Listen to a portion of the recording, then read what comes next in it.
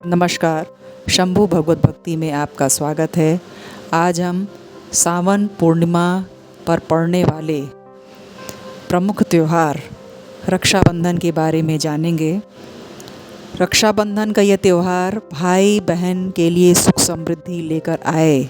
ऐसा क्या करें और क्या नहीं करें, इसके बारे में जानेंगे। रक्षाबंधन त्यौहार से संबंधित प्रमुख कथा क्या है, सबसे पहले रक्षाबंधन का त्यौहार किसने मनाया, इसके बारे में भी बात करेंगे। इसके लिए पूरा वीडियो ज़रूर देखिएगा। श्रावण मास के पवित्र महीने में पवित्र तिथि पूर्णिमा पर रक्षाबंधन का पवित्र त्यौहार भाई बहन से संबंधित है। इस त्यौहार पर बहनें ऐसा क्या करें कि भाइयों की सुख समृद्धि उन्नति हो, भाई ऐसा क्या करें कि बहनें सुख मंगल पूर्वक जीवन हो उनका, इसलिए इस बात का विशेष ध्यान रखिए। सबसे पहले बहनों के लिए बात करेंगे। बहनें भाइयों को राखी बांधने से पहले सबसे पहले अपने घर के भगवान गणपति, शिव, बाल गोपाल जी शालिग्राम भगवान हैं तो उन्हें रक्षा सूत्र अवश्य बांधें। उसके बाद ही अपने भाइयों को राखी बांधें।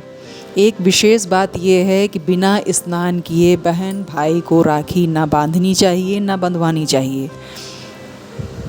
इस पवित्र त्यौहार पर बहन भाई को स्नान के बाद ऐसे वस्त्र नहीं पहनने चाहिए जो उचित नहीं है। काले रंग के वस्त्र, फटे, आजकल जो फैशन में चलते हैं, ऐसे फटे वस्त्र पहन के राखी न बंधवाएं। और बहनें भी काले रंग का वस्त्र, साड़ी धारण नहीं करें। राखी खरीदते समय इस बात का ध्यान रखें कि जानवरों की आकृति वाले प्लास्टिक की ऐसी राखियां नहीं खरीदें। रेशम की डोरी वाली अच्छी सुंदर बढ़िया राखी खरीद कर अपने भाइयों को बांधें। राखी बांधते समय भाई का मुंह पूर्व या उत्तर दिशा की ओर होना चाहिए तथा बहनों का मुंह दक्षिण की तरफ बिल्कुल भी नहीं होना चाहिए।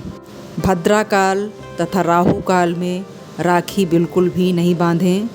सही तरीके तथा सही मुहूर्त में राखी बांधने और बंधवाने से भाई और बहन दोनों को सुख समृद्धि की प्राप्ति होती है। हिंदू धर्म में रक्षाबंधन बहुत पवित्र त्यौहार है, इसलिए रक्षाबंधन पर बहन के साथ भाइयों को भी कुछ बातों का विशेष ध्यान रखना चाहिए। बहनों के राखी बांधने के बाद भाई भी अपनी बहनों को उपहार स्वरूप कुछ न कुछ जरूर देते हैं। बहनों के द्वारा बांधी गई राखी भाइयों को सुख, स्वास्थ्य, आरोग्यता, लंबी उम्र, तरक्की, उन्नति की प्राप्ति होती है। भाई उपहार में ऐसी कोई भी वस्तु बहनों को न दें जो उचित नहीं है, जैसे काले रंग के वस्त्र, नुकीली धारदार वस्तुएं, चमड़े की वस्तुएं। ऐसी वस्तुओं को देने से रक्षाबंधन के दिन बचना चाहिए। सबसे ज़्यादा मधुर वाणी का प्रयोग करें। बहनों का अपमान, तिरस्कार नहीं करें। भाइयों के द्वारा दिया गया बहनों को उपहार उनके जीवन में समृद्धि, खुशहाली प्रदान करता है। बहनें भाई के माथे पर तिलक लगाकर अखंडित चावल माथे पर अवश्य लगाएं।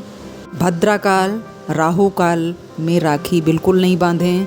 अक्सर लोग भगवान के चित्र वाली राखी बांधते हैं, ऐसा नहीं करना चाहिए, क्योंकि भगवान की राखी गंदे हाथों से छूने पर या गंदी जगह पर जाने से शुभ फल प्रदान नहीं करती है। इसलिए संभव हो सके तो भगवान की राखी बिल्कुल नहीं खरीदें।